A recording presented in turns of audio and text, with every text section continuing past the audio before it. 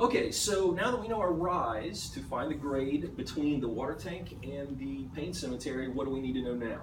Our run. Our run is exactly right. And how are we going to find our run? Measuring the distance between the water tank and the cemetery. That's right. So we're going to look for our map distance and convert it to our land distance, right? Okay, so let's go ahead and do that. What is the straight line distance then, using your ruler? What is the straight line distance between the water tank and the cemetery? I found it to be 7 centimeters. 7 centimeters. Okay, very good. So as a review on how we do this, the first thing we do is we write our map distance, 7 centimeters. We know that our goal unit, the unit we want to be in the end, is meters, because we're looking for percent grade, and we want it to be the same as our elevation. So our map distance is 7 centimeters. Our land distance is what? Is 168,000 centimeters. And how did you get that? By multiplying 7 times the scale, which is 24,000. 1 to 24,000. Very good. Land distance then is going to be 7, our measured distance, multiplied by our map scale, which is 1 to 24,000. 7 times 24,000 equals, tell me again? 168,000. 168,000. What are my units? Centimeters. Centimeters is exactly right.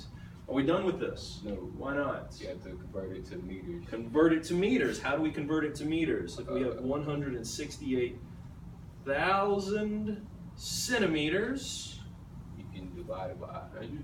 divide it by 100, because we know that 100 centimeters are in 1 meter. Cancel out our centimeters, left with meters, so we're nowhere in the right unit.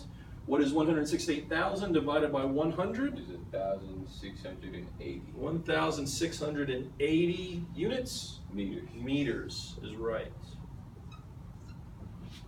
All right, so now that we have our rise of 260 meters and our run of 1,680 meters, how do we get our percent grade?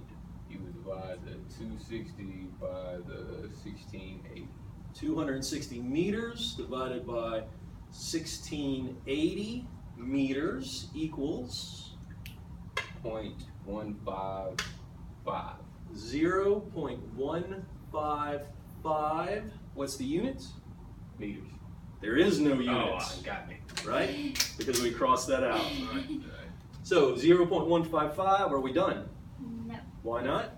You can multiply by 100 to get the percentage. Multiply by 100 to get percent, and we get 15.5%. Is that steep?